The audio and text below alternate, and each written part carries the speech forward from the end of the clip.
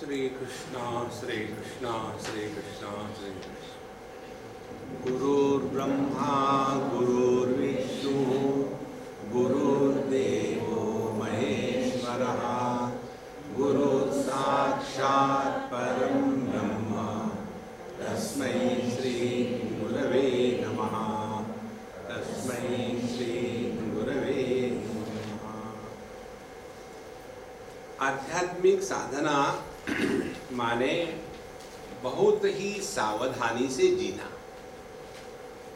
अब सवाल ये है कि हम सावधानी से जी रहे या नहीं जी रहे, कैसे पता चले? देखो कैसे छोटी छोटी बातों में हम फंसे रहते हैं।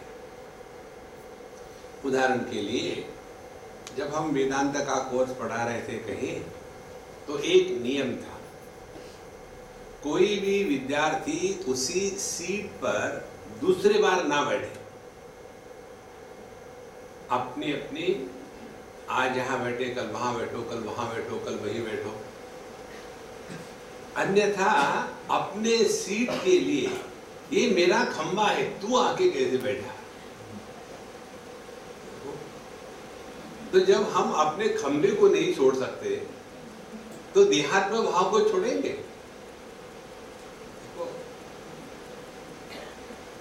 तो फिर आप भी कभी यहां बैठो, कभी वहां बैठो।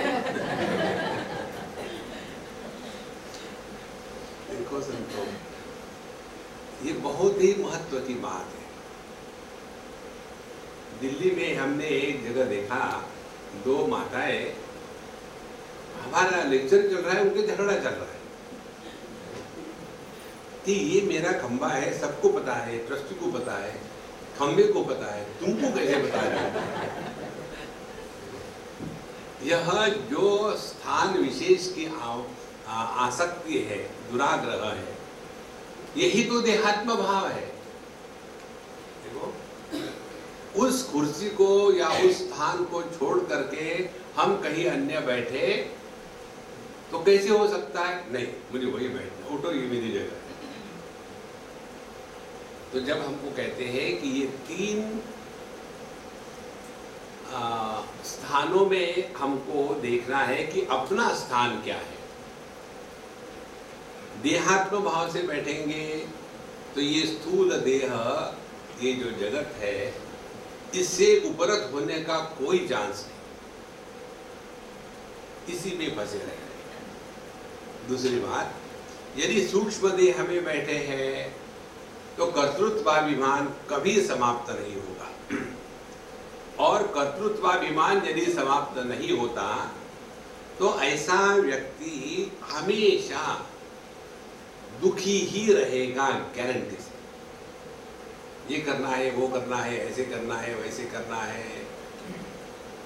तो पहले देहात्म भाव की निवृत्ति हो रही कि नहीं, इधर ध्यान देने के लिए ये देखना है कि कहीं हम स्थान विशेष में तो आसक्त नहीं है।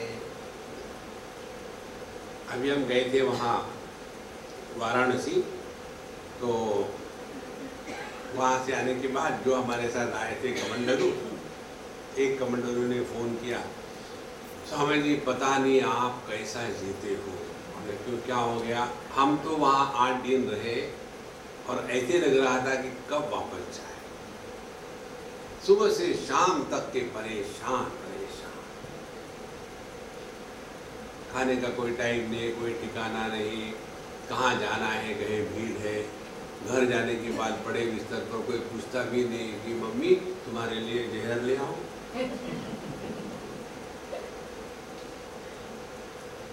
एक आदमी अपने कुंभ मेले में भगवान से प्रार्थना कर रहा था, हे भगवान न्याय करो, न्याय करो, हमेशा भाई भाई को बिछड़वाते हो, कभी तो पति पत्नी पर दया करो।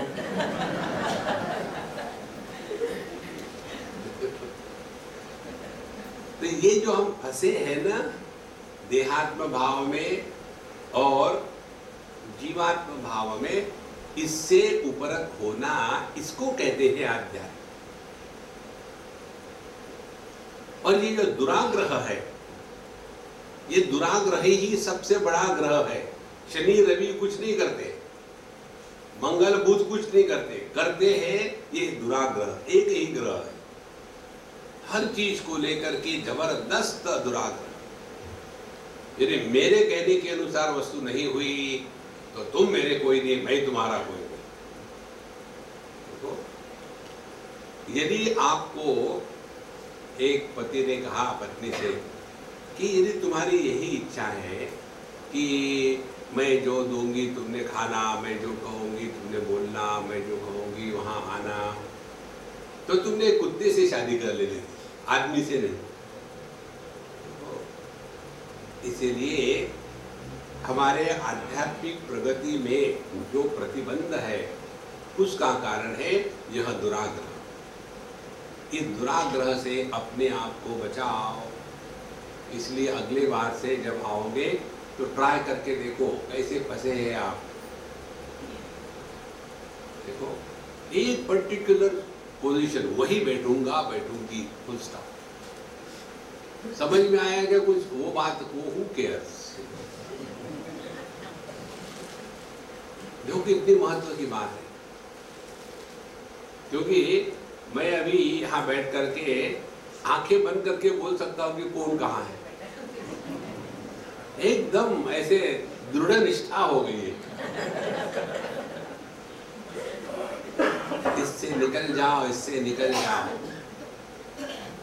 तब जाकर के ये तत्व समझ में आता है। अपना ही बिस्तर, अपनी ही बेडशीट, अपना ही तकिया, थोड़ा कुछ फर्क हो गया तो रात भर नींद नहीं आती। इसीलिए संतो, आध्यात्म का तात्पर्य सावधानी से जीना है। और ये सावधानी यही है कि ये जगत के साथ जो हमारा रिश्ता नाता है, ये प्रारंभ होता है देहात्म भाव के बाद। और देहात्म भाव सत्य नहीं है, क्योंकि हमारी सत्ता देहात्म भाव के बिना भी होती है। तो यदि देहात्म भाव सत्य नहीं है तो इसमें पति पत्नी, भाई बहन, पिता पुत्र, ये कहाँ सत्य है? लेकिन पूरा जो संसार है इसी को लेकर के होता है। और इसमें मूल कारण ये है कि बच्चे के जीवन में माँ बाप दखल लेते हैं। देखो, अब बच्चे की शादी हो गई ना, अब दोनों को घर से निकाल दो ना, मौज में रहो। नहीं, उसको साथ में रखेंगे और दोनों को, और जिंदगी भर अपना कबड्डी कबड्डी कबड्डी शुरू। देखो, किस लिए आए हम इस दुनिया में? इसी के लिए सावधानी से जीना है। हमने कितने बार तो बताया, दो बातें, एक तो संग्रह और दूसरा संबंध। इनसे जो बचा है वही आध्यात्म पर चल रहा है। नहीं तो कितने बड़े हो जाते हैं बच्चे और फिर भी माँ बाप पकड़े रखे हैं। एक जगह हमने आपको बताया होगा शायद, बड़े बड़े लड़के थे, उनकी माँ बूढ़ी थी और बच्चों ने कहा कि स्वामी जी हमारे मम्मी को समझाइए, बहुत ही वरी करती है, परेशान कर देती है वरी कर कर। तो मैं कहा कि अम्मा कंप्लेन है आपके अगेंस्ट, FRI फाइल हो गया है। तो क्या है, आप बहुत चिंता करती हो और वो मुझ पर बरस पड़ी। यही तो एक बात मैं कर सकती हूँ बैठे बैठे, और वही ना करूँ तो क्या करूँ? माने दूसरे के कार्य में, दूसरे के जीवन में दखल लेना, ये हमारा एक स्वभाव बन जाता है। देखो, एक दूसरा उदाहरण दे दूं, ये सब देहात्म भाव के चक्कर है, ये समझा रहे आपको। दिल्ली में एक हमारी कन्या है और बचपन से वो हमसे बड़ी क्लोज है। जब वो कोई 5वीं 6वीं में थी तो जब हम जाते थे उसके घर, तो उसने कभी मुझे नमस्कार नहीं किया। उसके माँ बाप डांटते थे। हमने कहा कि मुझे परेशानी है, तुम क्यों परेशान हो? तो आएंगी, आकर के ऐसे करेंगी। तो आया तो किस, छोटी थी तब से, अब उसकी शादी हो गई, फिर भी उसका वही नियम है। तो एक बार उसके माँ बाप ने फोन किया कि स्वामी जी उसके साथ बहुत भयानक है, परेशान करते हैं। हमने कहा देखो कुछ और बात बताओ, सांस होती ही इसलिए कि बहू की सांस लेना मुश्किल करते, उसका नाम सांस है। हमने कहा एक बात समझ लो स्पष्ट रूप से, कभी भी उस लड़की को गलत मत सपोर्ट करना कि कोई नहीं बेटा तुम ऐसा करते तो घर आ जाओ, हम तुम्हारे साथ हैं, ऐसे कभी मत करना। उसको करना है, तुमको वहीं रहना है, एडजस्ट करना है, वहीं मरना है, तब तुम वहां ठीक रहो सब। और फिर मैंने उस लड़की से बात की, हमने कहा देखो कंप्लेन करने से किसी समस्या का हल नहीं होता, फिर क्या करें, अगले को कंफ्यूज करो। कैसे कंफ्यूज करो? स्त्री को प्रसन्न करने के लिए एक सिंपल उपाय है, उसके सुंदरता की तारीफ करो चाहे वो हिडिंबा हो।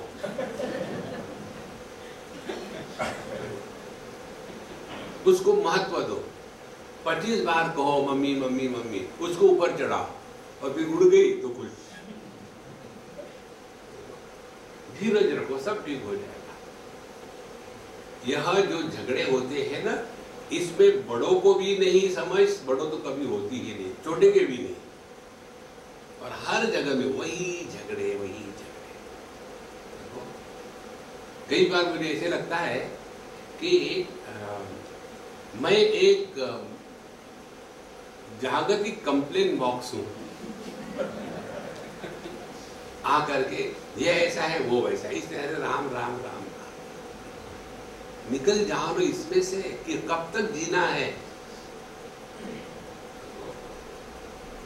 जब तक के जगत से उपरत नहीं होगे तब तक के देहात्म भाव की निवृत्ति नहीं होगी। जगत से उपरत होना माने किसी भी संग्रह को लेकर के, संबंध को लेकर के अपने आप को परेशान मत करना। हमारा किसी के साथ संबंध है या संग्रह है, ये कैसे पता चले? जिस संबंध के कारण हम दुखी होते हैं वो संबंध हमने गलत समझा है। फिर चाहे वो संबंध अपने लड़के के साथ हो, बहू के साथ हो, भाई के साथ हो, पति के साथ हो, पत्नी के साथ हो, जो संबंध दुख प्रदान करता है उस संबंध को आसक्ति कहते हैं, वो प्रेम नहीं है। और जिस संग्रह को लेकर के हम सुखी दुखी होते हैं वो भी आसक्ति है। इसीलिए जब तक के जगत के व्यवहार में परिवर्तन नहीं आएगा तब तक के हमारा देहात्म भाव की निवृत्ति नहीं होगी। उसके पश्चात दूसरी बात आती है अपने सूक्ष्म देह की अंतरात्मा। तो अंतरात्मा की ये जो बात आपको बताइए, इसको जरा चिंतन करके ग्रहण करें कि जीव भाव यह एक अभिव्यक्ति है, व्यक्ति नहीं है। अब इसका कैसे पता चले कि हम व्यक्ति में फंसे हैं कि अभिव्यक्ति को ग्रहण किए हैं? कैसे पता चले? देखो भगवद गीता के 6वें अध्याय में भगवान बताते हैं, जो व्यक्ति सबके साथ व्यवहार वैसा ही करता है जैसा अपने स्वयं के साथ करता है, उसने व्यक्तित्व का त्याग करके अभिव्यक्ति में पहुंच गया है। तो कैसे? किसी की खुशी है तो उसके खुशी में स्वयं खुश होना, ये व्यक्तित्व का त्याग होकर के अभिव्यक्ति में पहुंच गए। क्योंकि चाहे खुशी उसकी रहे अपनी रहे, खुशी है ना, वो महत्व की बात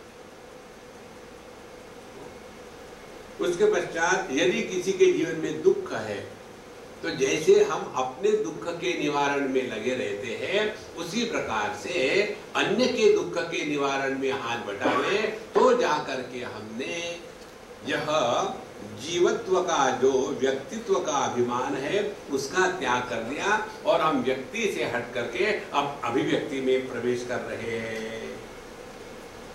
देखो इसको आप अपने उदाहरणों से समझ लो। जब बच्चा छोटा होता है तो उस समय माँ बाप को लगता है, समझते हैं कि ये बच्चा मेरी अभिव्यक्ति है। तो जब वो बच्चा मेरी अभिव्यक्ति है तो वो बच्चे का सुख दुख अपना हो जाता है, क्योंकि वहां माँ एक व्यक्ति नहीं है और वो बालक एक व्यक्ति नहीं है, दोनों अभिव्यक्ति है।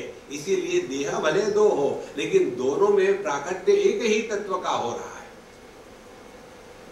देखो, ऐसा जब हम सूक्ष्मता से समझदारी के साथ जीवन जीते हैं तब हमने यह आध्यात्मिक मार्ग पर योग्य प्रकार से कदम रखा है। आध्यात्म का तात्पर्य ये नहीं है कि जाकर के मंदिर में गए, घंटी बजाई, भगवान को डिस्टर्ब किया, सत्संग में गए घर के शांति के लिए, वो नहीं है महाराज। 24 घंटे में सतर्क रहना है और जब ऐसा रहेंगे तब जाकर के हमारा मन सहज रूप से अंतर्मुखी होगा। यदि हमारा मन हमेशा दुनिया को लेकर के कह करते रहता है तो कोई मतलब नहीं। और फिर आजकल का स्टाइल आ गया है, थोड़ी कुछ बात हो गई, ठीक है अलग हो जाओ। अलग होके जाओगे कहाँ? देखो, जीवन में एडजस्ट करना पड़ता है। हम आपको सिद्धांत बताते हैं, दो व्यक्ति पति पत्नी समझ लो, साथ इसलिए नहीं रहते कि प्रेम करते हैं। प्रेम के साथ कोई कभी साथ नहीं रहता। साथ इसलिए रहते हैं कि दोनों में समझदारी है। समझदारी हो तो प्रेम ना हो तो भी चलेगा, और प्रेम हो समझदारी न हो तो वह प्रेम समस्या बन जाता है। देखो, जैसे लोगों का हमारे साथ प्रेम है, समस्या है, क्योंकि उनका प्रेम क्या है? अपनी बात हम पर लादना। और ऐसा क्यों करते हैं? क्योंकि उनकी बात कोई मानता ही नहीं। स्वामी जी फ्रीली अवेलेबल, तो उनको वही खुशी होती, चलो स्वामी जी भी मेरी बात मानते हैं, तुम क्यों नहीं मानते? अब वो बेचारे हैं, क्या करें? देखो, यह जो व्यक्ति से हट करके अभिव्यक्ति में यदि पहुंचे तो कोई भी व्यक्ति दुखी नहीं हो सकता। ये दो बातें, स्थूल देह के साथ तादात्म्य का निराकरण और सूक्ष्म देह का जो कर्तृत्वाभिमान है इसका निराकरण, ये दो बातें जब हो जाती है तब जो व्यक्ति जो है अपने स्वरूप में स्थित होने के लिए चल पड़ा। उनको बताया था कि ये संसार का कारण क्या है? न विद्या न अविद्या न जगत च न अपरम।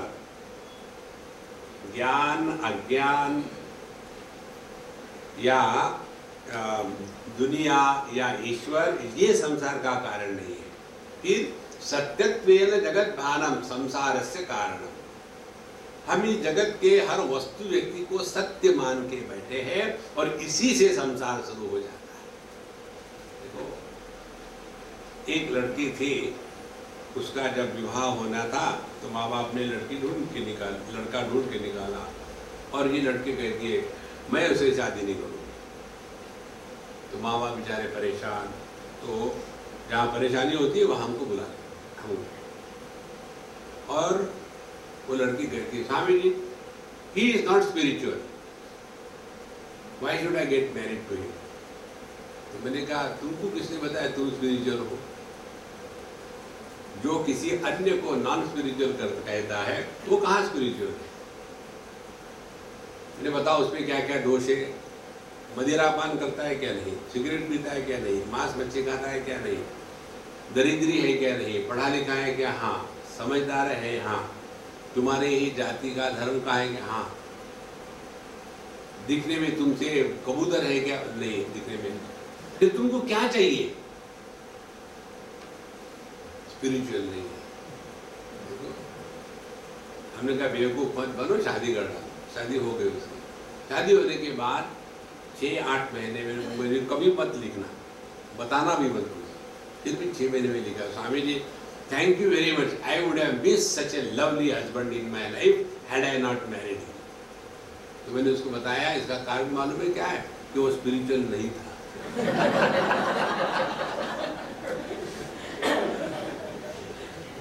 स्पिरिचुअल स्पिरिचुअल स्पिरिचुअल, सत्संग में जाके बैठे स्पिरिचुअलिटी है, हिपोक्रेसी है, स्पिरिचुअलिटी नहीं है।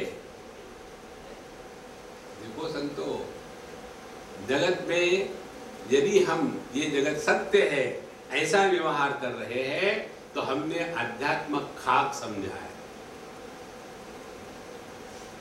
या तो जगत को ईश्वर की विभूति स्वीकार करो, तो जगत के साथ आदर सत्कार प्रेम सेवा अपने आप होगा।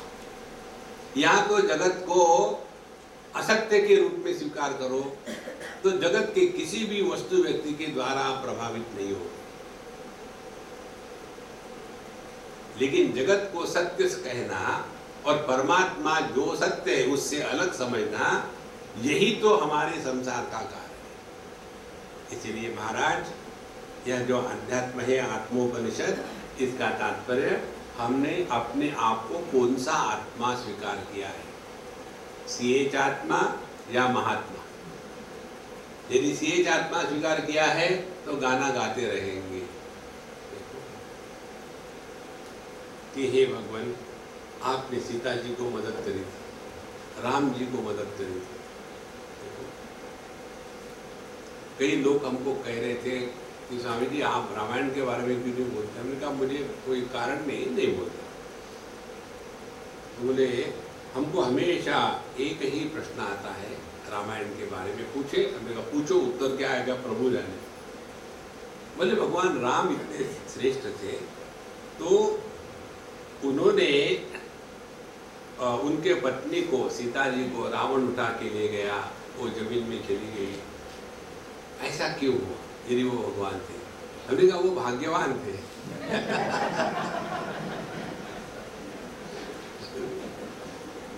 कोई आपके पत्नी को उठा के ले जाए तो आप दुखी थोड़ी होंगे। अपनी समस्या का हल होने से कोई दुखी होता है? तो महाराज, इसीलिए जगत को सत्य मत मानो।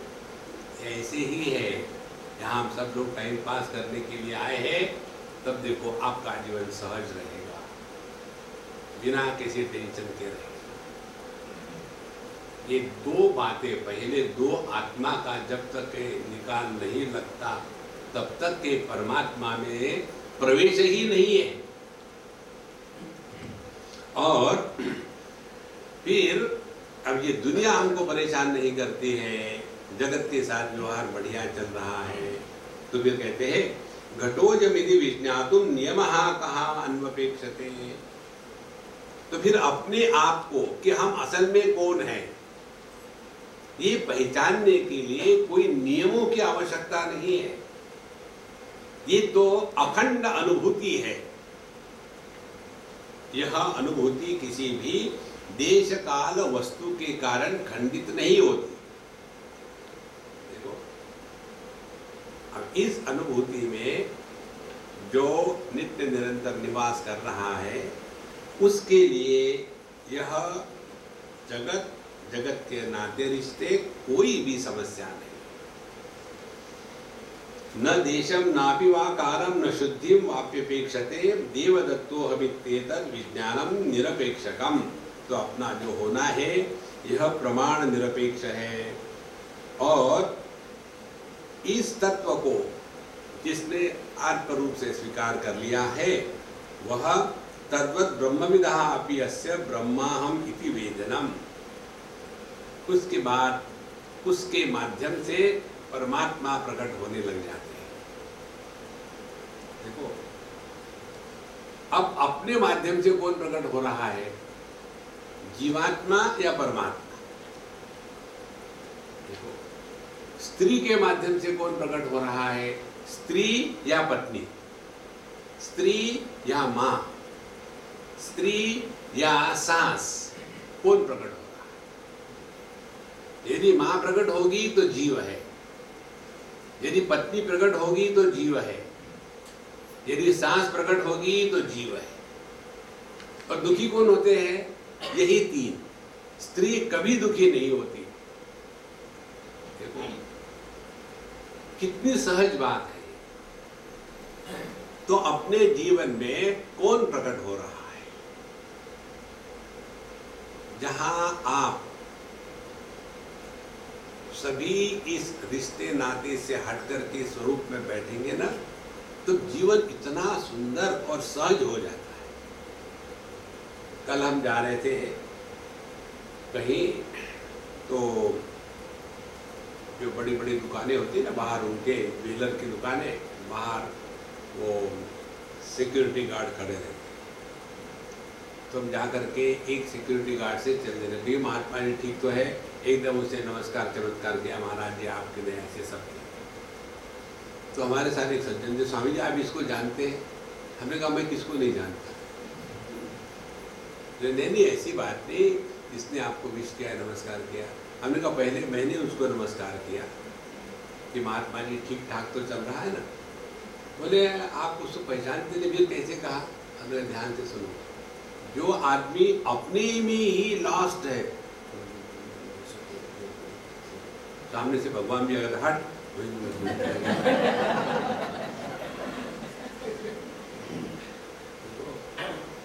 और जो कहीं भी बिजी नहीं है, वो सामने वाले व्यक्ति के साथ 2 शब्द बोल सकता है। क्योंकि कहीं बिजी नहीं है, क्योंकि कुछ है ही नहीं, केवल वर्तमान में रहना है। जब वर्तमान में रहोगे तब किसी की तरफ देख करके 2 शब्द बोलना अपने आप हो जाता है, कुछ करना नहीं पड़ता। लेकिन भूत को लेकर के चढ़ोगे, कल उसने ऐसा कहा था, आज उसको सिखाऊंगी, मैं क्या समझ के बताऊंगी, मैं सास हूँ, वो थोड़ी हूँ। और सामने से लक्ष्मी माता आई, क्या तुमको क्या बताया सास की तकलीफ? तुम्हारी है क्या कोई बहू? लक्ष्मी जी कंफ्यूज हो गई, मेरी बहू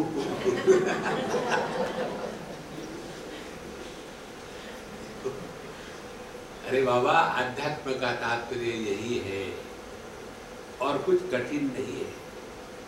इसीलिए हम आपके किसी के हाथ में माला नहीं पकड़वाते, नहीं तो माला पकड़वा कर ध्यान सुर बोल बेटा, जब सुर थैले में डालो और झटके मारते हो, उससे कुछ नहीं होगा। नहीं तो मेकअप कर लो, जो इधर से लगाया है। 3 प्रकार के मेकअप होते हैं। एक तो होता है फुल स्टॉप, दूसरा होता है रेलवे लाइन, तीसरा होता है यू, वाई नाक पर आता है, यू हो गया, वाई ओ यू, और उसको काट दो। इससे कुछ नहीं होता।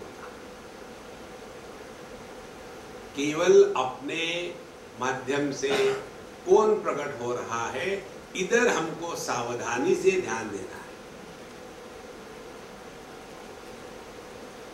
तो कैसे शुरू करना पड़ेगा? पहले कहीं अपने माध्यम से देह तो नहीं प्रकट हो रहा है, तो देह प्रकट होगा तो जगत सत्य भासने लगेगा। यदि जीव प्रकट हो रहा है तो सुखी दुखी सत्य होने लगेगा। और यदि परमात्मा प्रकट हो रहा है तो हम जिएंगे, सबको अपने साथ जीने देंगे। देखो, जो व्यक्ति अन्य के दुख की कल्पना करके उसके दुख के निवारण के लिए प्रयत्नशील है, उसको कहते हैं साधु संत। जो अन्य व्यक्ति को दुखी करता है अपने व्यवहार से, देखो वो तो गया बीता जीव है।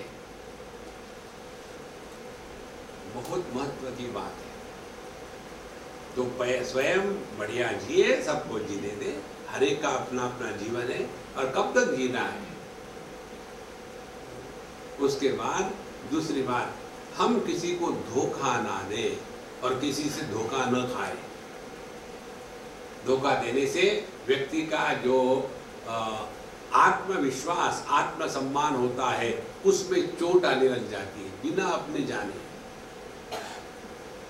और तीसरी बात होती है कि जो आनंद है हमारे माध्यम से आनंद प्रकट होवे और हम किसी को दुखी बनने का कारण ना बने।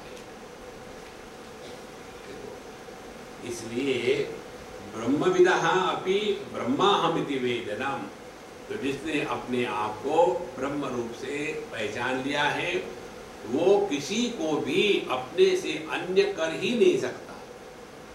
जैसे कोई भी वस्तु को आकाश अपने से अलग नहीं रख सकता, सबकी स्थिति आकाश में ही। इस प्रकार से अनात्मकम असत तुच्छम किम तस्यावभासकम, तो ये जो जगत है जो अनात्मक है, तुच्छ है, क्या इस परमात्मा तत्व को समझ पाएगा?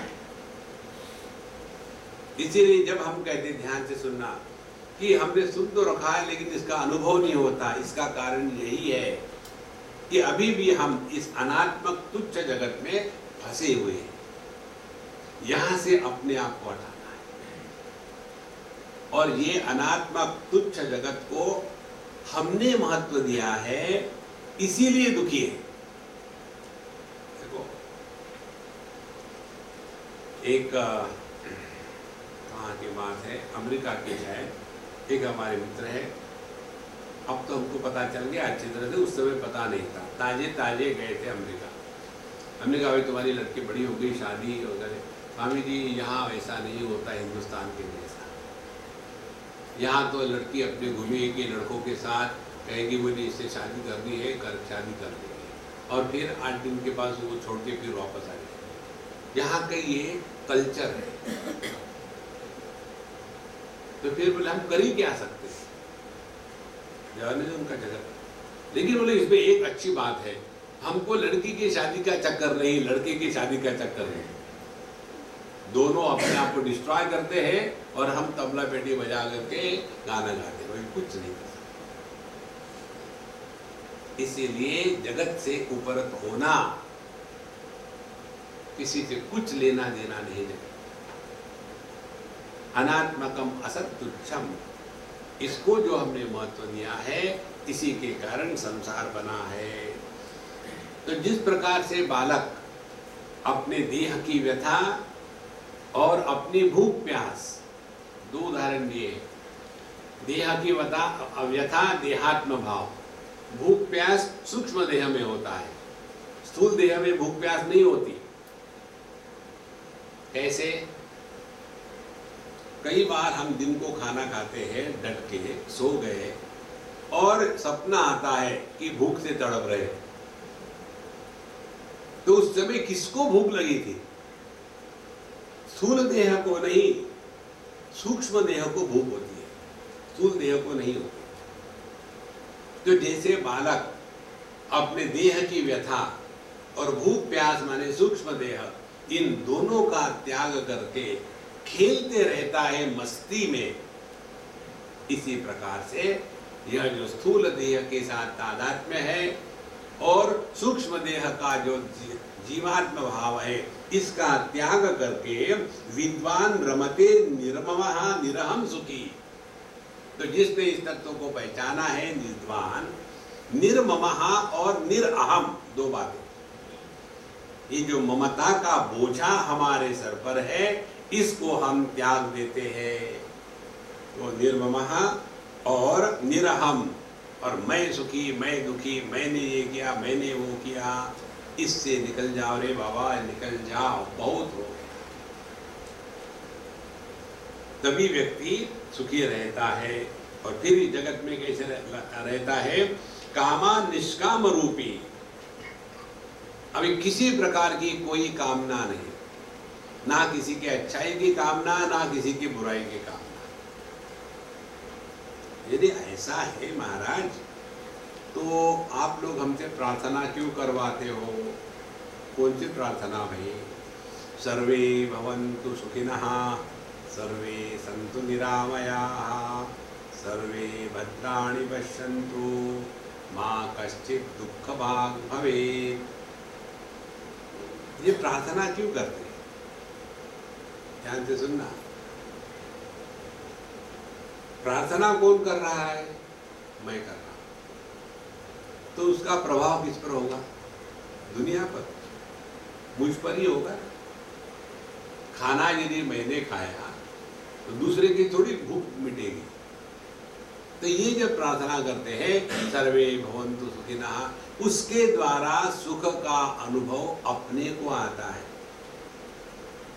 या दूसरा उदाहरण ले लो, जरा सत्यानाश हो जाए, जब किसी के सत्यानाश की बात करते हैं तो उसके द्वारा अपना हृदय कलुषित हो जाता है।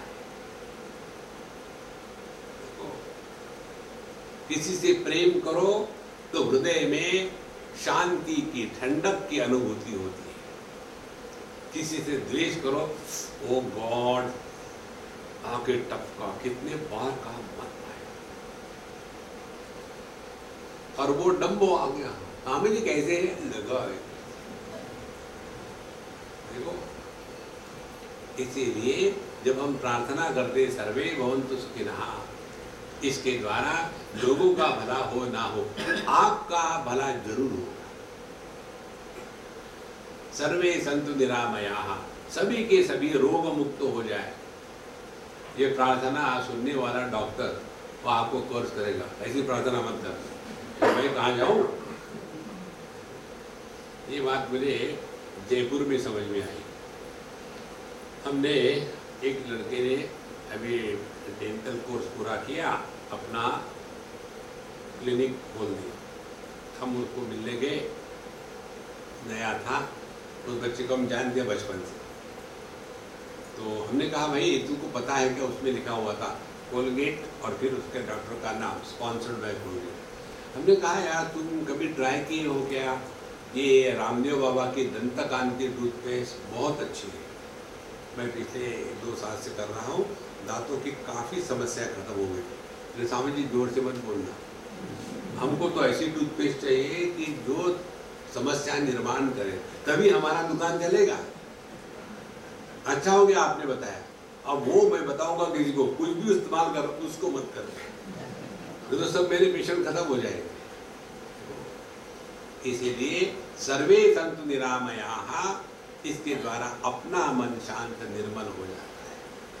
सर्वे भद्राणि पश्यन्तु, सभी अच्छा देखे, इसके द्वारा अपना मन अच्छा हो जाता है। इसीलिए दुनिया कैसी है ये हम वैसे ही जानते हैं, देखते हैं जैसे हम दुनिया को देखते हैं। यदि दुनिया को हमने कहा कि दुनिया चोरों से भरी हुई है, तो हमारा ध्यान साधु संतों पर था ही नहीं।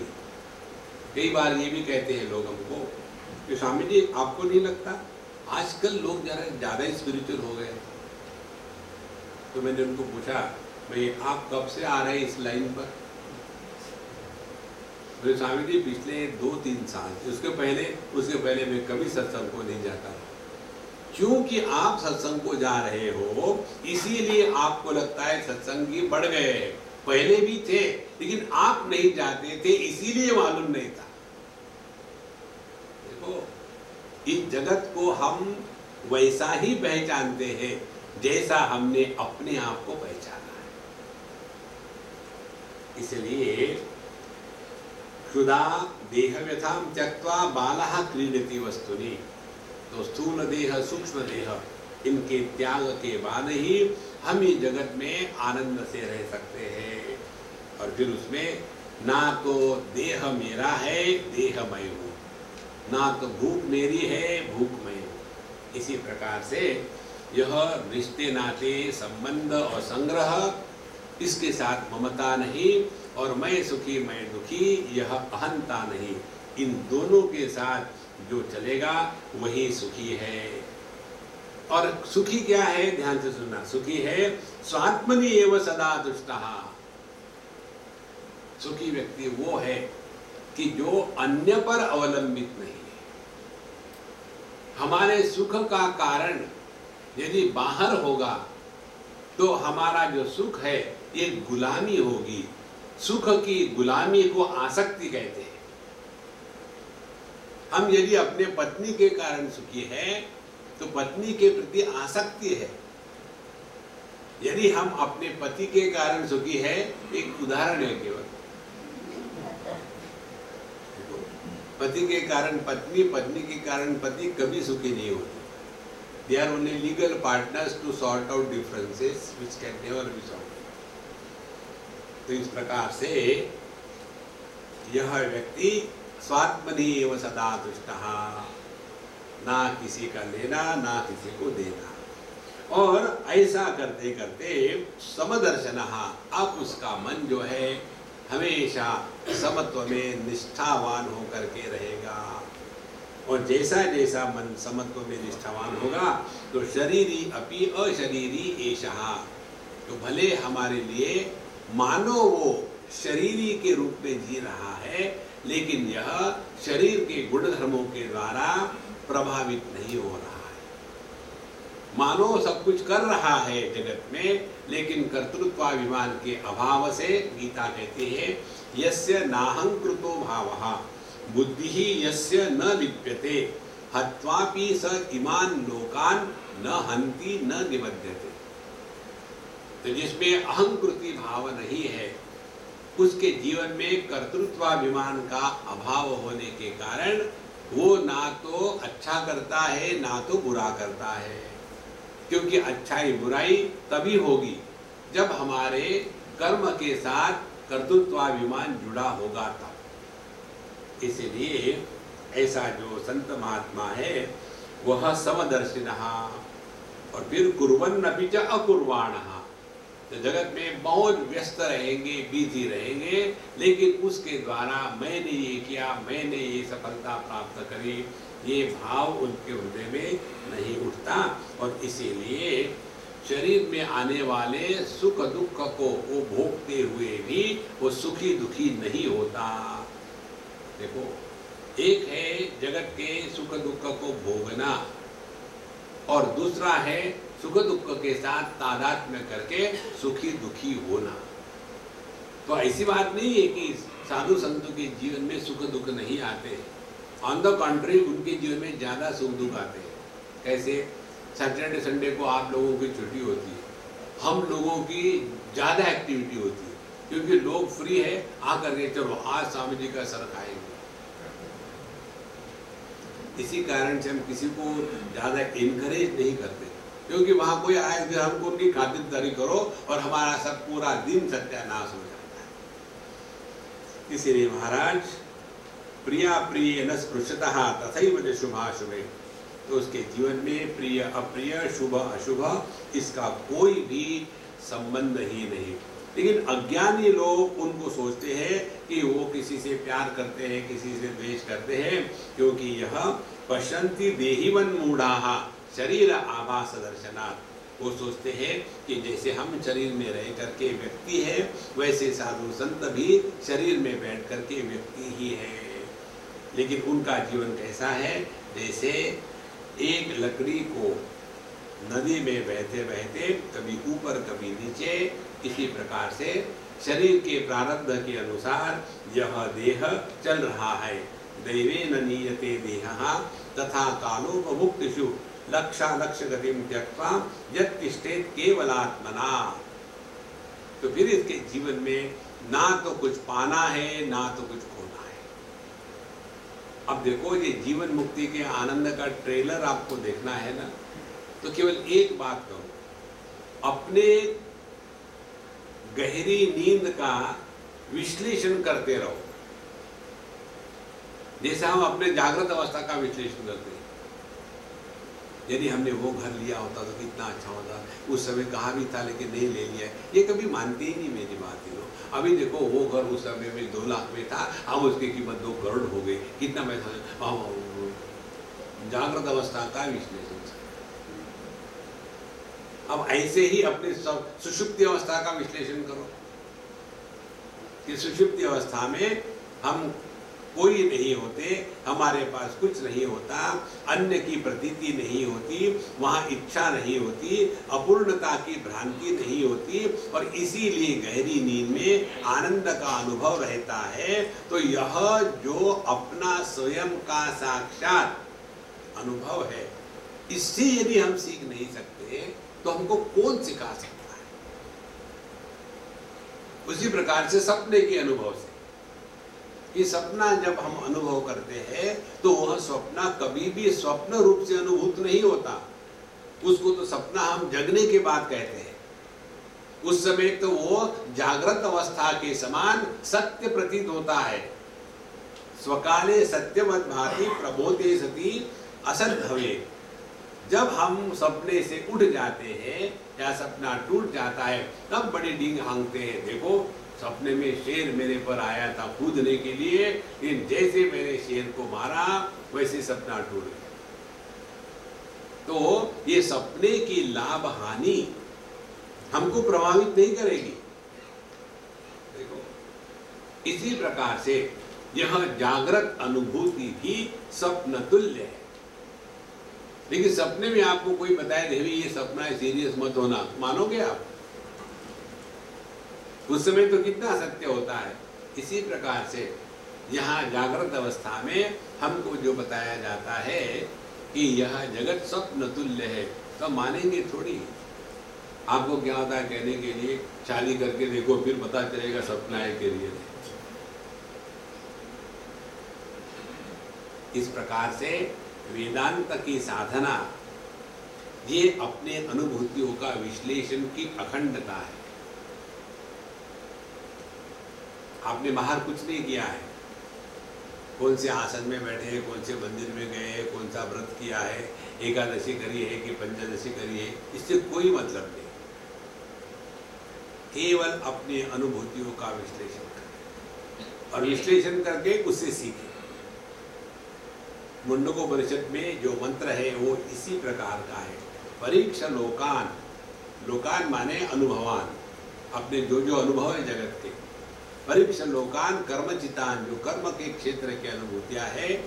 परीक्षा लोकान कर्मचितान ब्राह्मणः निर्वेदमाया, तो हमको ये जगत के प्रति स्वाभाविक वैराग्य प्रकट हो जाएगा। क्योंकि आज तक हमने क्या किया है, कितनी सारी अपनी इच्छाओं को पूरा किया है, लेकिन क्या कृतकृत्यता का अनुभव आया है? और फिर भी हम सीखते नहीं। देखो तो ऐसे व्यक्ति के साथ क्या बात कर रहे हैं?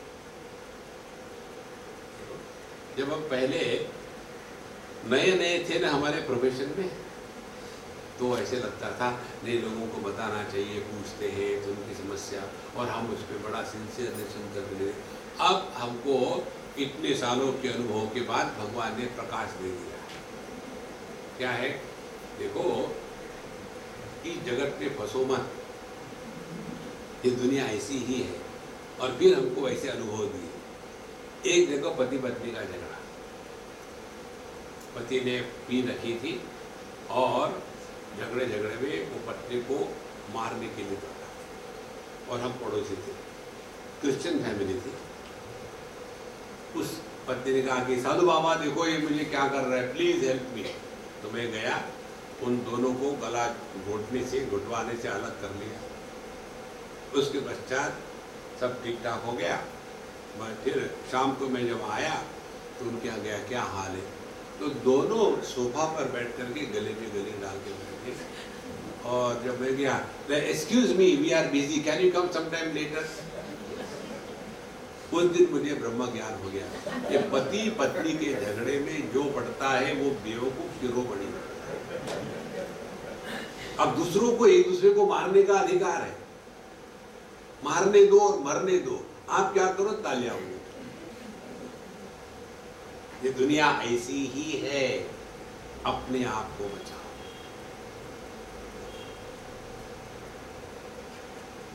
किसी भी साधु संतों ने किसी का भला करने का कभी प्रयत्न नहीं किया है।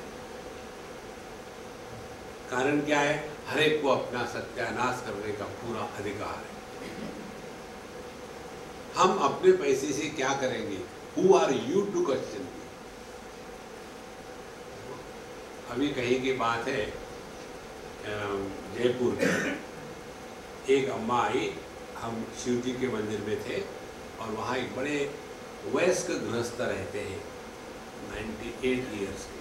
हमारा उनसे बड़ा प्रेम है और वो गृहस्थ है, बीबी बच्चे हैं, पोते नाते हैं, लेकिन वो वहीं रहते हमेशा। बड़ा सुंदर चेहरा है, दांत नहीं है, बड़े सुंदर बातें करते हैं।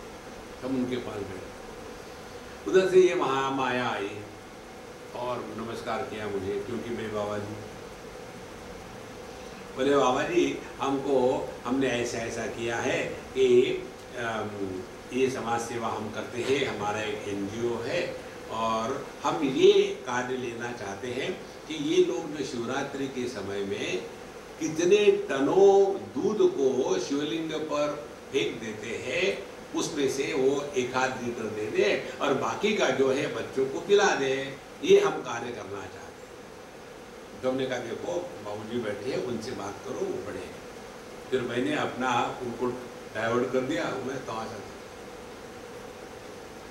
उनका होने के बाद बोले महाराज जी आप कुछ बताइए। हमने कहा देखो आपके सामने मैं बैठा हूं, अब मेरे जेब में 50 रुपए है, उदाहरण दे रहा हूं।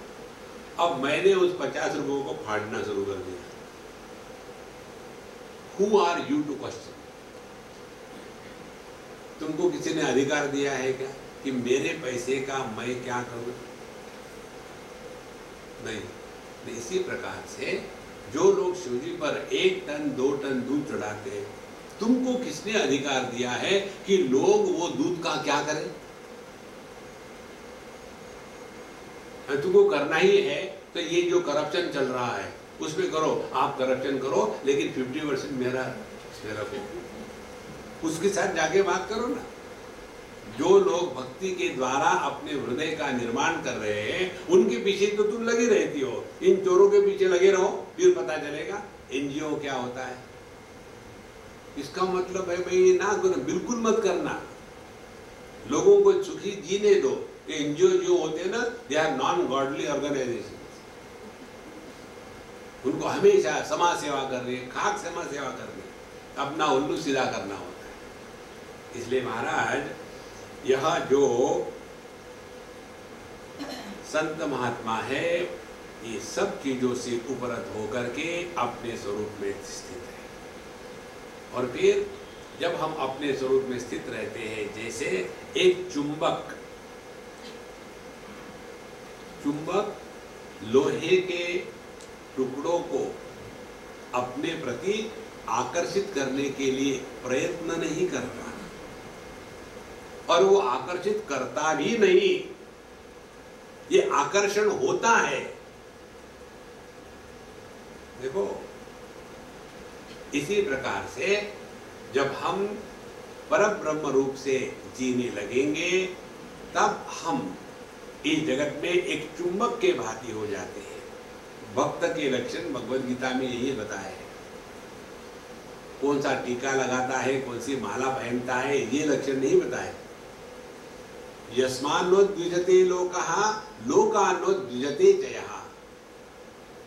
जो किसी के कारण ऊबता नहीं और जिसके कारण कोई ऊबते नहीं, वो मेरा भक्त है। तो सबके प्रति यह स्वाभाविक प्रेम हृदय में जब आ गया, तब जाकर के हमने अपने स्वरूप में निष्ठा प्राप्त करना शुरू कर दिया है। इसीलिए एवं विदेह कैवल्यम सन्मात्रत्वम अखंडितम, इसको कहते हैं विदेह कैवल्य। हम अखंडितम, अखंड रूप से अपने स्वरूप में स्थित रह जाते हैं। उसके पश्चात 25वें मंत्र में कहते हैं ब्रह्म भावम प्रपद्येश यतिर्ना वर्तते पुनः सदात्मकत्व विज्ञान धंगः अविद्यादि वर्ष्मणः। तो ब्रह्म भावम प्रपद्य एष यति ही न पुनः आवर्तते। इस ब्रह्म भाव में जो यति, जो साधक, जो प्रयत्नशील है, वो एक बार प्रतिष्ठित हो गया, प्रपद्य एषः, फिर न पुनः आवर्तते, फिर वो दुखी होना बंद कर देता है। देखो संसार में आने का तात्पर्य ये मत समझ लेना कि अगला जन्म होगा, ये सब बातें भिन्न प्रकार की है। संसार में फिर से प्रवेश करना माने एक डाइवोर्स के बाद फिर दूसरी शादी करना। एक डाइवोर्स किस लिए किया? दुखी हो गए थे। दूसरी शादी किस लिए कर रहे? दुखी होने के लिए। और क्या है? इसीलिए जो व्यक्ति जगत में फिर दुखी होने से इनकार करता है, उसका फिर जन्म नहीं हुआ है। जन्म ये दुखदायक अनुभूति है। इसीलिए यति ना आवर्तते पुनः, यदि हमने अपने स्वरूप में निष्ठा प्राप्त कर ली है तो फिर जीवन में कभी भी दुखी होने का धंधा शुरू नहीं करेंगे। कारण क्या है? सदात्मकत्व विज्ञान दग्धः अविद्यादि वर्ष्मणः। जिसने इस सत्स्वरूप पे निष्ठा प्राप्त कर ली है और इस ज्ञान से, इस अनुभूति से दग्धः, जिसके अविद्यादि वर्ष्मणः, अविद्या काम कर्म ये सब के सब इस ज्ञान के अग्नि में भस्म हो गए हैं, ऐसा यति, ऐसा साधक फिर दुनिया में भी रहते हुए कभी दुखी नहीं होता। कोई भी हमारे मन में अपूर्णता की भ्रांति नहीं रहती। देखो, ये बात हमने सीखी, बहुत पुरानी बात है, हमने शायद बताई होगी आपको। हमको अपने अनुभव से ही अच्छा सीख मिल सकती है, पुस्तकों से नहीं मिलती। उन दिनों में हम जवान थे और यही सत्संग चल रहा था, बद्रीनाथ की बात है। तो स्टेज पर 5-6 महात्मा बैठे और सामने ऑडियंस बैठा, फ्लोटिंग ऑडियंस। भगवान के दर्शन के लिए आए, वहाँ बहुत लाइन बड़ी है तो यहाँ बैठ लेते, फिर नंबर आएगा तब आ जाएंगे, तो यहाँ आगे बैठे, ऐसा ऑडियंस। तो एक ने गुजराती में बोला, एक ने हिंदी में बोला, एक ने मराठी में बोला, एक ने तेलुगु में बोला, 4-6 हो गए। फिर हमको महात्मा जी कहते, बहन जी वहाँ के, कि महात्मा जी आप जवान हो और अंग्रेजी जानते हो, आप अंग्रेजी में बोलो। अब उनको, महात्मा जी को पता था किसी भी भाषा में बोलो, सुनने वाला तो कोई है नहीं, तो अंग्रेजी बोले क्या फर्क पड़ता है, ठीक है हम अंग्रेजी बोले। उसके पश्चात जब हम जाने लगे सबके साथ, तो सबको जाने दिए, बोले हमको कहा कि आप रुकिए, तो मैं रुक गया। फिर नीचे बैठा, बड़े वयस्क महात्मा थे, हो गए 70, 80, 90 साल के। तो हम वहाँ बैठे, बोले नीचे मत बैठना, ऊपर आके बैठिए मेरे साथ। ठीक है, हम उनके साथ जाके बैठे और फिर उन्होंने जो कहा उसके बाद मुझे पता चला है कि भगवान की माया कैसे आदमी को पकड़ के रखती है। उन्होंने कहा कि देखो, आपके जैसे अंग्रेजी मैं यदि जानता तो पूरे दुनिया में भगवद गीता का तहलका मचा देता, लेकिन हम लोग गुरुकुल पे पढ़े हैं, अंग्रेजी नहीं जानते, केवल संस्कृत में पढ़े हैं, लेकिन संस्कृत कोई नहीं जानता, तो हिंदी में काम चला लेते हैं। उस समय हमको कोई ठीक से बताता कि अंग्रेजी पढ़ना जरूरी है तो कितना फर्क हो जाएगा, लेकिन अब नहीं कर सकते। तो मैं नमस्कार किया, नो टिका टिप्पणी, वापस आ। उस समय हमारे दिमाग में कीड़ा शुरू हो गया। ये महात्मा बद्रीनारायण में उनके चरणों में बैठ करके मन में क्या है, अपूर्णता की ग्लानि, क्या खाक पाया दुनिया में, ये क्यों आया? इसलिए कि मुझे इस दुनिया में कुछ करना है, अपनी भगवद गीता हर एक व्यक्ति के हाथ में पहुंचानी है। जिसने दुनिया निर्माण करी है उसको पता नहीं अपना धंधा कैसा करना है। देखो, किसी भी प्रकार की कोई भी इच्छा मन में रहे कि दुनिया में हमको कुछ करना है, समझ लेना हम कभी भी अपना उद्धार नहीं कर सकते। कुछ भी नहीं करना है, इच्छा उसकी होगी। देखो, वो जो करवाएगा करवाने दे, अपने को कुछ नहीं करना है। जैसे टैक्सी ड्राइवर होता है, उसको कहीं नहीं जाना होता है। एक बार एक टैक्सी ड्राइवर को उसके बच्चे ने पूछा, पापा आप कहाँ जा रहे हैं? क्या उत्तर देगा? कहाँ जा रहे हैं? गाड़ी जरा देगी थी, और कहाँ? उनका डेस्टिनेशन थोड़ी होता है कोई।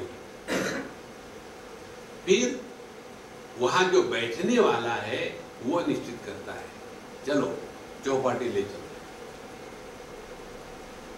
इसी प्रकार से हम टैक्सी ड्राइवर बने, जो थारी रहा है सो मारी रहा है। भगवान की हाँ में हाँ मिलाते रहो और अपने जीवन को चलाते रहो।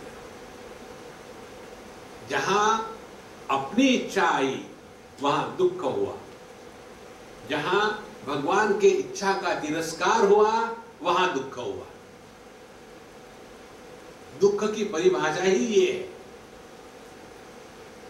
इसीलिए सदात्मकत्व विज्ञान दग्धः अविद्यादि वर्ष्मणः, ये जो अविद्या काम कर्म है, इसी से अपने आप को छुटकारा देना है।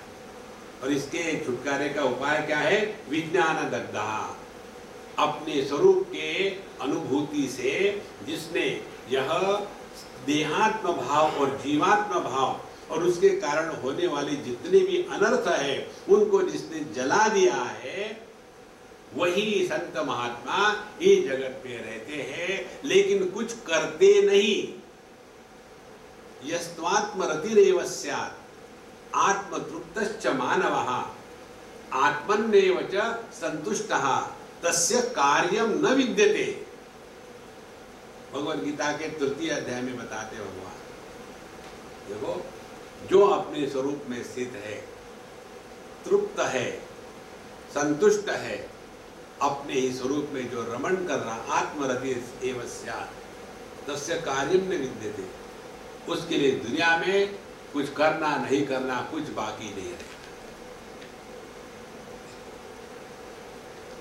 इस प्रकार से समझ लो, या कठोपनिषद के अनुसार समझ लो। यदा सर्वे प्रमुच्यन्ते कामा यस्य हृदि श्रिताः, जब हमारे अंतःकरण से सभी कामनाएं हमेशा के लिए मिट जाती है, उसी क्षण हम ब्रह्म स्वरूप है। परमात्मा प्लस कामना इज इक्वल टू जीवात्मा, जीवात्मा माइनस कामना इज इक्वल टू परमात्मा। इतना सिंपल है। हाँ जी, इतना सिंपल है।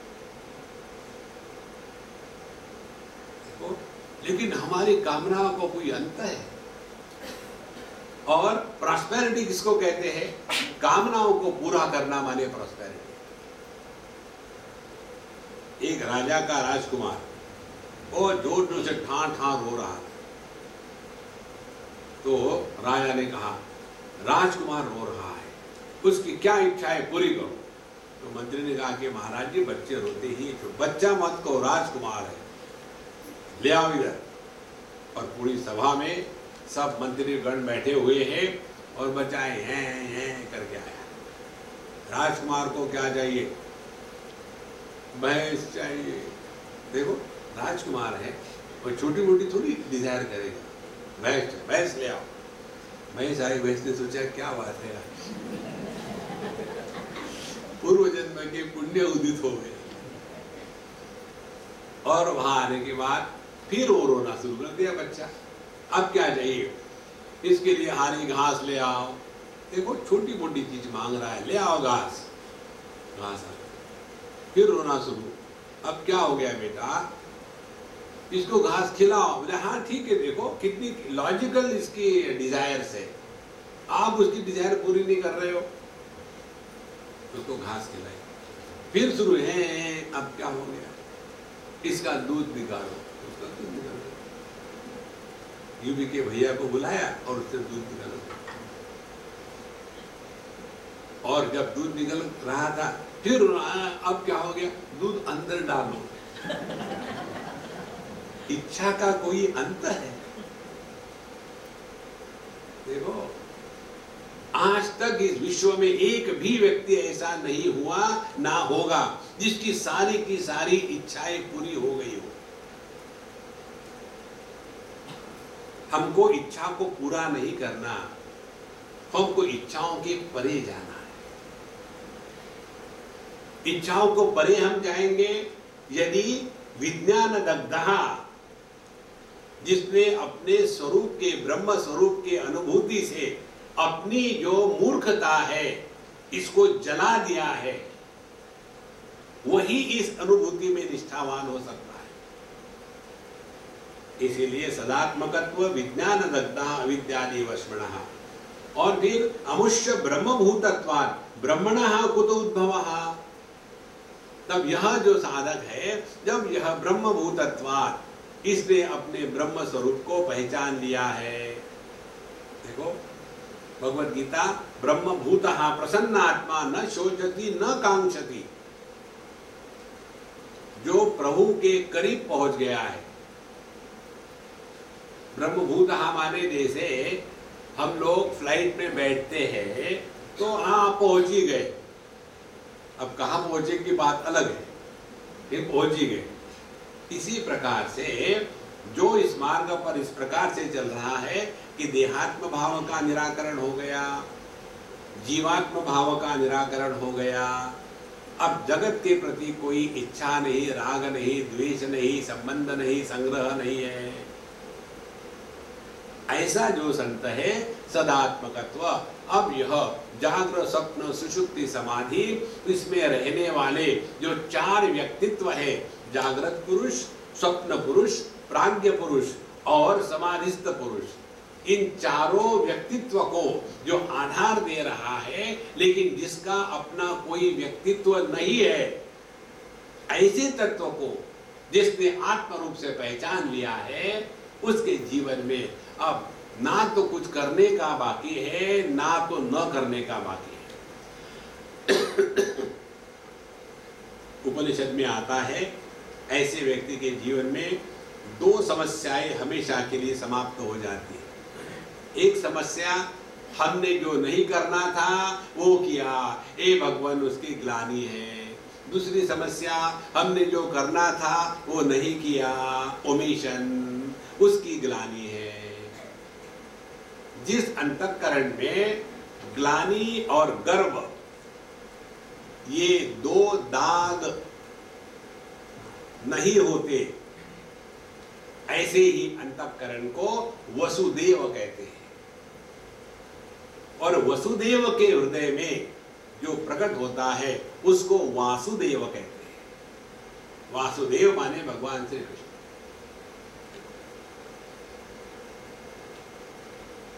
तो जितनी साधना है वही समझदारी की साधना है।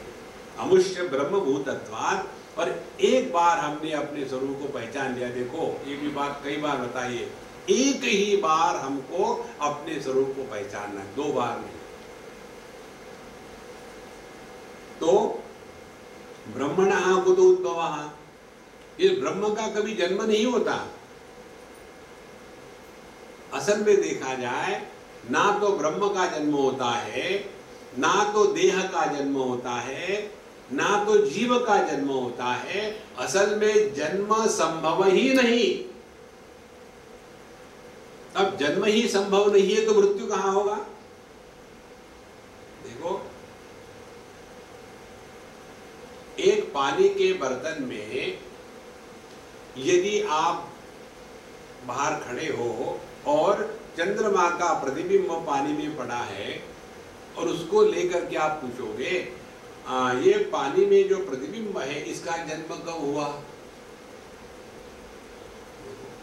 जन्म होगा तो मृत्यु होगा। और यदि वो पानी उबाल करके हमने भाप कर दिया तो उसमें का प्रतिबिंब, वो पानी जब खौल रहा था तो उसको गर्मी हो रही थी क्या? कैसा होगा? चंद्रमा का प्रतिबिंब गर्म पानी में तो ऐसा ही हो गया। आइसक्रीम पर गर्म वो कुछ डाल के खाते हैं ना, लाल पीला वाला, देखो आइसक्रीम के ऊपर में गरम गरम चॉकलेट है, चॉकलेट सॉस।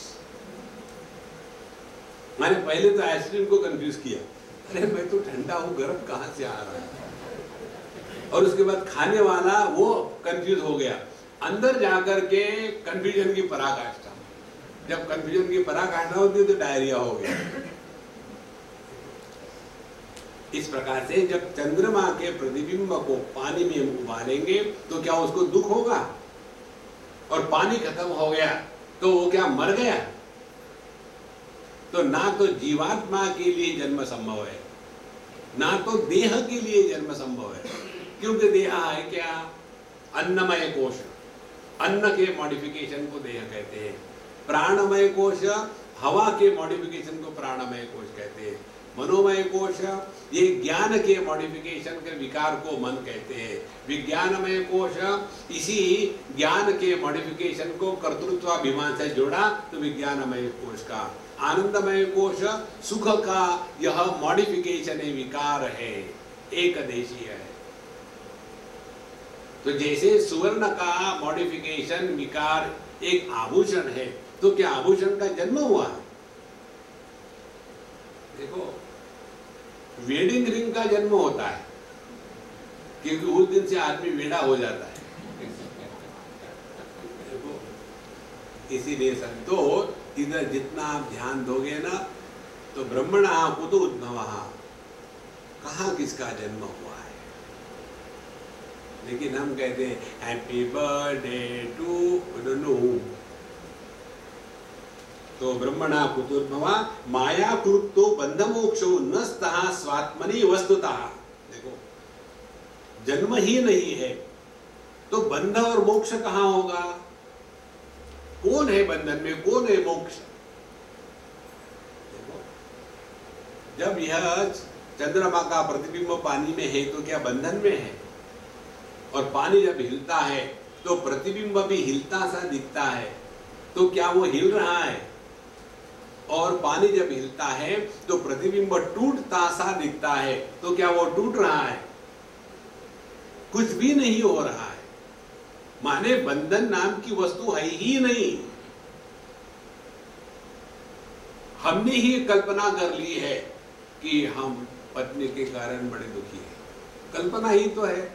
अब कल्पना ही करनी है तो ऐसी कल्पना क्यों न करें कि इस जगत में सर्वश्रेष्ठ पत्नी केवल मेरी ही हो सकती है। मैं कितना भाग्यवान हूं। एकदम परिवर्तन आ जाए।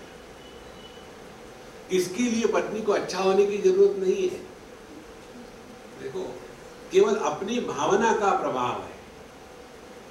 इसलिए माया कृतो बंध मोक्ष, बंध मोक्ष ये केवल अपने अपूर्ण ज्ञान का ही प्रभाव है। नस्तः स्वात्मनि वस्तुतः। असल में देखा जाए तो परमात्मा तत्व में ना तो माया, ना तो बंधन है, ना तो मोक्ष है। यदि पानी ने अपने आप को लहर के रूप में ही सत्य माना है, पानी के रूप में सत्य नहीं माना, तो संसार शुरू हो गया। और वही लहर ने अपने आप को यदि पानी के रूप में स्वीकार किया है तो ना बंध है ना मोक्ष है। इसी प्रकार से हमने अपने आप को देह के रूप में माना है तो बंध है, मोक्ष है, जन्म है, मृत्यु है, सास है, बहू है, पति है, पत्नी है। और जहां हमने अपने देह भाव का त्याग कर दिया, थोड़े समय के लिए क्यों ना हो, तो उस समय ये जो बोझा हम ढो रहे थे ना, ये एकदम अनलोड हो जाता है। देखो, इससे और सिंपल आध्यात्मिक साधना क्या हो सकती है? कहीं जाना आना कहीं नहीं है, केवल अपने फैक्ट्री सेटिंग्स वापस लाने। पूरी जो आध्यात्मिक साधना है ना, हम लोगों की समस्या क्या है? अच्छा देखो, ये जो है ना आजकल जो एंड्रॉइड निकले हुए हैं ना, इसमें आपको बहुत सारे एप्लीकेशंस फ्री डाउनलोड मिलते हैं। फ्री मिलते हैं तो ले लो। और इतने डाउनलोड हो जाते हैं, उसके बाद जो ओरिजिनल सेटिंग्स है वो सब हैंग अप हो जाते हैं। जब हम पैदा हुए थे कितना आनंद था, खेलते थे, हंसते थे, दौड़ते थे, भागते थे, गिरते थे, उठते थे, रोते थे, दोस्ती करते, सब कुछ आनंद ही आनंद था। लेकिन इतना डाउनलोड किया है, इतना डाउनलोड किया है, इतना डाउनलोड किया, अब हैंग अप।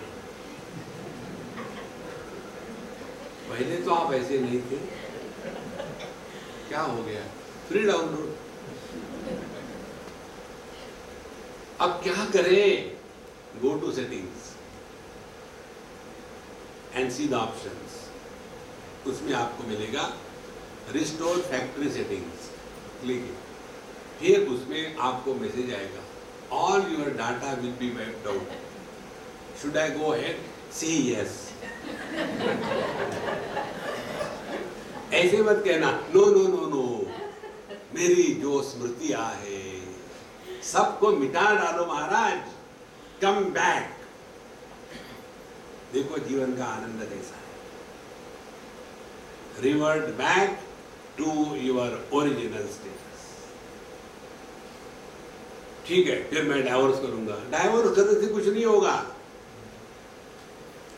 देखो, जो दुख हो रहा है वो किसी व्यक्ति के कारण नहीं होता, दुख होता है अपने बेवकूफी से। बेवकूफी क्या है? पति पत्नी को समझाने का प्रयत्न करता है, इससे बड़ी बेवकूफी क्या होगी? देखो, जहां भगवान राम अपने पत्नी को नहीं समझा सके, उस समय भगवान ने कहा था कि देखो ये जो सुवर्ण मृग है ना, सुवर्ण मृग नहीं होता, असल में ये चमड़ी का ही है, ये दिख रहा है लेकिन ऐसा नहीं है। आपको मेरे से प्रेम ही नहीं है, एक ही तो चीज मांगी जब से शादी हुई है। अरे बाबा रोना मत। और हो गया रामायण तैयार। देखो, इसीलिए ध्यान रखें, जहां अशांति का निर्माण होने की संभावना है वहां कुछ भी करके शांति ले आओ वापस। और सबसे बढ़िया तरीका आपको बताता हूं, the simplest and the best way to disagree with anybody is to agree immediately. कहने के पहले ही हाँ कह दो, तो अगले को भी पता नहीं मैं क्या कहने वाली थी।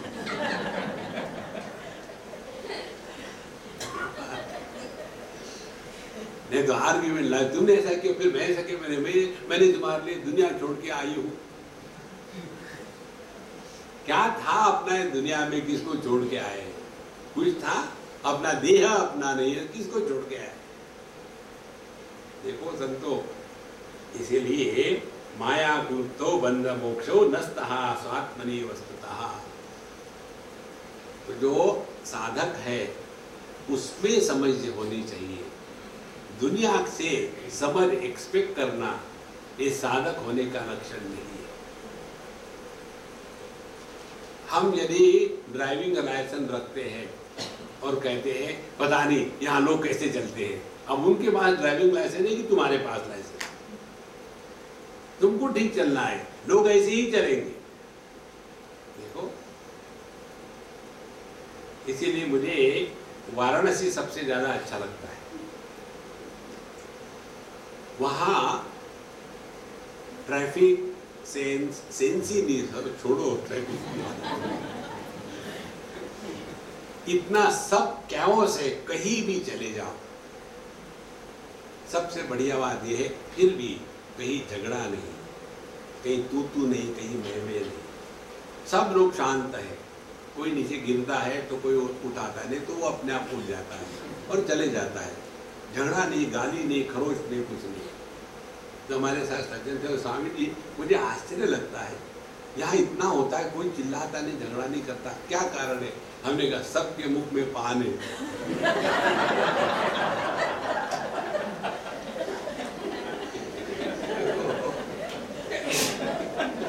इसीलिए अपने घर में पान तैयार रखो।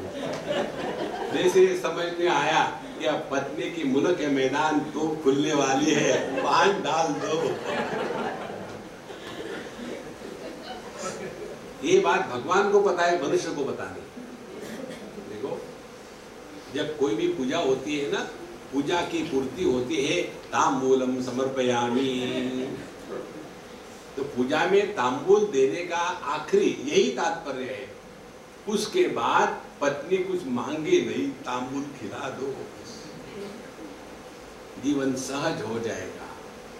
ये बोझा जो हम ढो रहे हैं ना, पति का, पत्नी का, भाई का, बहन का, सास का, बहू का, यह हमेशा ऐसा ही रहा है, इसमें कुछ भी नया नहीं है। तब जाकर के हमारी स्वरूप में स्थिति होगी।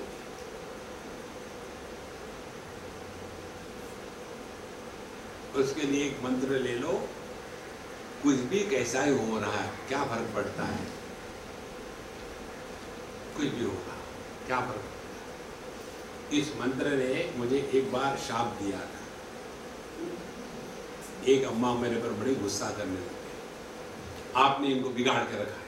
हमने कहा एक थोड़ी कही है, इनको कुछ भी कहो, कहते क्या फर्क पड़ता है? पहले कम से कम झगड़ा करते थे, अब कुछ भी नहीं, मैं कुछ भी कहता क्या फर्क पड़ता है? और ये उन्होंने आपके कैसेट से सुना है। मैंने कहा क्या फर्क पड़ता है?